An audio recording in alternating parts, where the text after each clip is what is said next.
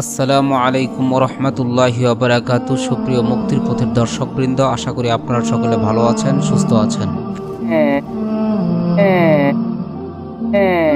ফেরাউনের লাশ থেকে কি সেই অদ্ভুত আওয়াজ বের হলো? কি তার ব্যাখ্যা? কেন প্রতি বছর ফেরাউনের লাশের উপর একটি ইঁদুর ছেড়ে দেওয়া হয়? কেন ফেরাউনের হাতের নখ ও চুল বাড়তে থাকে? জানতে হলে ভিডিওটি সম্পূর্ণ দেখতে থাকুন। ফেরাউন কোনো ব্যক্তি বিশেষ নাম নয়। ফেরাউন হলো মিশরের তৎকালীন বাদশাদের উপাধি। পৃথিবীতে অত্যাচারী ও ক্ষুধাদ্রোহী শাসকদের মধ্যে ফেরাউন ছিল অন্যতম। ফেরাউন শুধু অত্যাচারী শাসকই ছিল না, সে নিজেকে ক্ষুধা দাবি করত, আল্লাহর পরিবর্তে মানুষকে তার ইবাদত ও পূজা করতে বাধ্য করেছিল।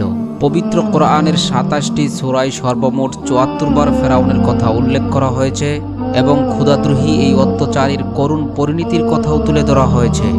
মুসা আলাইহিস সালাতু ওয়াস সালামের কাছে ফেরাউন যখন যুক্তিতর্কে হেরে গেল, তখন সে ঘোষণা করল, লা উকাত্তিআন্না আইদিয়াকুম ওয়া আরজুলাকুম মিন খিলাফ ওয়া লা উসাল্লিবান্নাকুম আজমাইন। আমি অবশ্যই তোমাদের হাত ও পা বিপরীত থেকে কর্তন করব এবং তোমাদের সবাইকে ফাঁসিতে চড়াবো। যখন ফেরাউনের মন্ত্রী সবাই এই সিদ্ধান্ত পাশ হয়ে গেল, তখন আল্লাহ পাক রব্বুল আলামিন মুসা আলাইহিস সালাতু ওয়াস সালামকে জানিয়ে দিলেন, আনিসরি বিইবাদি ইন্নাকুম মুত্তাবাউন। হে মুসা, আমার বান্দাদেরকে নিয়ে রাত্রির যুগে বের হয়ে যাও, নিশ্চয়ই তোমাদেরকে পশ্চাৎধাবন করা হবে। অতঃপর মুসা আলাইহিস সালাতু ওয়াস সালাম যখন তার কওম বনি ইসরাইলকে নিয়ে রাত্রিবেলায় চলতে শুরু করলেন, যেতে যেতে তিনি লোহিত সাগরের পাড়ে চলে গেলেন। অনেকেই বলে থাকেন নীলনদ, অথচ ফেরাউন যেখানে ডুবে মৃত্যুবরণ করেছে সেটি নীলনদ নয়, বরং সেটি হলো সাগর। বাহরে আহমার, রেড সি বা লোহিত সাগরে ফেরাউনের মৃত্যু হয়েছে। কেননা আরবিতে নাহরুন শব্দের অর্থ হলো নদী আর বাহরুন শব্দের অর্থ হলো সাগর। পবিত্র কোরআনুল কারিমে বাহার শব্দটি ব্যবহার হয়েছে। মুসা আলাইহিস সালাতু ওয়াস সালাম তার কওমকে নিয়ে যখন লোহিত সাগরের পাড়ে এসে দাঁড়ালেন, তখন তার কওম দেখতে পেল পেছন দিক দিয়ে ধেয়ে আসছে ফেরাউন বাহিনী, সামনে বিশাল উত্তাল সমুদ্র। তাই তারা বলতে লাগলো, ইন্না লামুদরাকুন, নিশ্চয়ই আমরা ধরা খেয়ে গেলাম। মুসা আলাইহিস সালাতু ওয়াস সালাম উত্তরে বলেন, কাল্লা ইন্না মাইয়া রব্বি সায়াহদিন, কখনো নয়, নিশ্চয় আমার সাথে আমার রব রয়েছেন, তিনি আমাকে পথ প্রদর্শন করবেন। সুবহানাল্লাহ। অতঃপর আল্লাহ তাআলা বললেন, হে মুসা, ইদরিব বিআসাকাল বাহর, তুমি তোমার লাঠি দ্বারা সমুদ্রে আঘাত করো। সমুদ্রে আঘাত করার সাথে সাথে সমুদ্রের বুক চিরে একটি বিশাল প্রশস্তময় রাস্তা তৈরি হয়ে গেল। সুবহানাল্লাহ।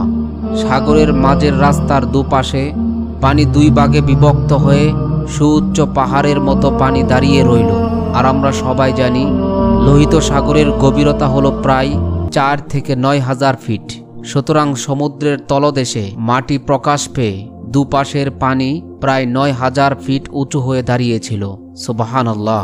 শুষ্ক সেই পথ দিয়ে মুসা আলাইহিস সালাতু ওয়াস সালাম ও তার কওম খুবই স্বাভাবিকভাবে সমুদ্র পাড়ি দিয়ে ওপারে চলে যায়। ফেরাউন ও তার দলবল এসে যখন দেখতে পেল লোহিত সাগরের মাঝ বরাবর একটি বিশাল রাস্তা হয়ে গিয়েছে, তখন তার উজির হামান বলতে লাগলো, আমরা ইতিপূর্বে লোহিত সাগর পাড়ে এসে দেখেছি কখনো রাস্তা নেই, কিন্তু এখন কিভাবে রাস্তা হলো? ফেরাউন তখন উত্তর দিল, এই রাস্তা নাকি সে নিজে নির্মাণ করেছে। আল্লাহ তাআলা পবিত্র কোরআনে বলেন, ওয়াজাওয়াজনা বিবানি ইসরাঈলাল বাহর, আমি আল্লাহ তাআলা বনি ইসরাইলকে সমুদ্র পার করে দিলাম। সুম্মা আতবাআহুম ফিরআউনু ওয়া জুনুদুহু বাগিয়া ওয়া আদওয়া, কিন্তু ফেরাউন ও তার দলবল বনি ইসরাইলের পিছু ধাওয়া করল। হাত্তা ইদা আদরাকাহুল গারাক, ফেরাউন ও তার দলবল নিয়ে যখন সমুদ্রের মাঝ পথে এসে উপনীত হলো, তখন আল্লাহ তাআলা সমুদ্রকে ঘোষণা দিলেন, ফলে পানি তাদেরকে ডুবিয়ে দিল। তৎক্ষণাৎ ফেরাউন বলতে লাগলো, আমানতু, আমি ঈমান আনলাম, আন্নাহু লা ইলাহা ইল্লাল্লাযী আমানাত বিহি বানু ইসরাঈল, আল্লাহ ছাড়া কোনো মাবুদ নেই। আমি সেই আল্লাহর প্রতি ঈমান আনলাম যে আল্লাহর প্রতি ঈমান এনেছে বনি ইসরাঈল। আমি সেই আল্লাহর প্রতি ঈমান আনলাম যে আল্লাহর প্রতি ঈমান এনেছেন পয়গম্বর মুসা এবং পয়গম্বর হারুন আলাইহিমাস সালাতু ওয়াস সালাম।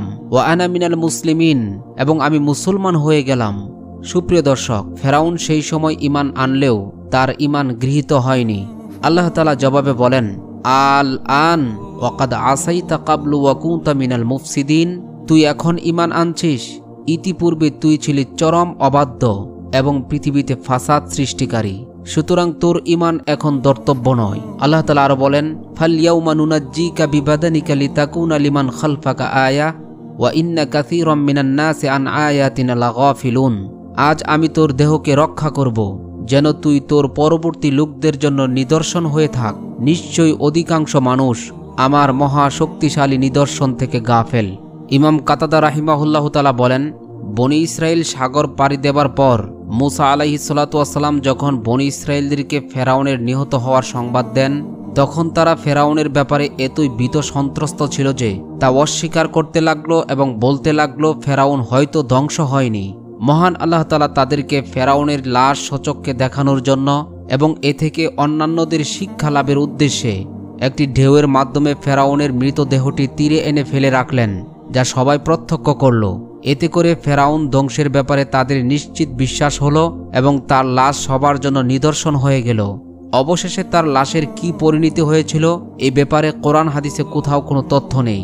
কিন্তু এই ঘটনা সংঘটিত হওয়ার 3000 বছর পর লোহিত সাগরের তীরে জাবালিয়ান নামক স্থানে 1898 সালে ফেরাউনের লাশটি সর্বপ্রথম আবিষ্কার করা হয়। কিন্তু ফেরাউনের মৃত্যুর পর থেকে 1898 সালের আগ পর্যন্ত দীর্ঘ 3000 বছর লাশটি কোথায় ছিল? অধিকাংশ ঐতিহাসিকদের মতে এটি পানিতে অক্ষত অবস্থায় ভাসমান ছিল। অবশেষে এটি লোহিত সাগরের তীরবর্তী জাবালিয়ান নামক স্থানে পাওয়া যায়। অতঃপর এ লাশটির সঠিক তথ্য উদ্ঘাটনে মিশর সরকার দীর্ঘদিন গবেষণাগারে সংরক্ষণ করেন।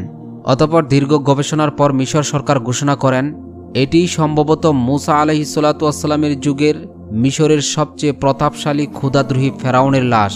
বিশ্বব্যাপী এ সংবাদ ছড়িয়ে পড়ায় 1981 সালে ফ্রান্স সরকার ফেরাউনের লাশ নিয়ে উচ্চতর গবেষণার জন্য মিশর থেকে ফেরাউনের লাশকে রাজকীয় সংবর্ধনা দিয়ে প্যারিসে আনলেন।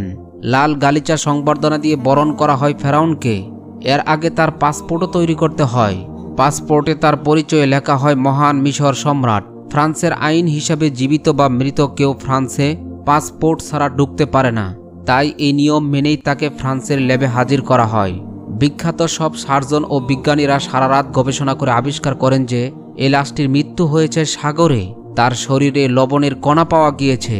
সাগরে ডুবে মরা ছাড়াই এমন সামুদ্রিক লবণ কণা পাওয়া সম্ভব নয়। এছাড়া তার কয়েকটি হাড্ডিতে চুটের চিহ্ন প্রমাণ করে বড় বড় ঢেউ রুখতে গিয়ে তার এই অবস্থা হয়েছে। ডক্টর মরিস বুকাইলিকে কেউ একজন বলে, মুসলমানদের কোরআনেও এমন তথ্য রয়েছে যা মিশরের মানুষ সবাই জানে। বুকাইলি বিস্মিত হন, বলেন, অসম্ভব, ফেরাউনের মৃত্যুর এ তথ্য আমরা কেবলই আবিষ্কার করলাম।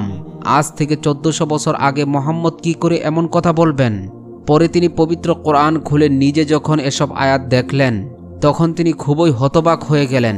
সত্যিই তো হুবহু মিল রয়েছে। পরবর্তীতে তিনি ইসলাম গ্রহণ করে নিজেকে ধন্য করেন।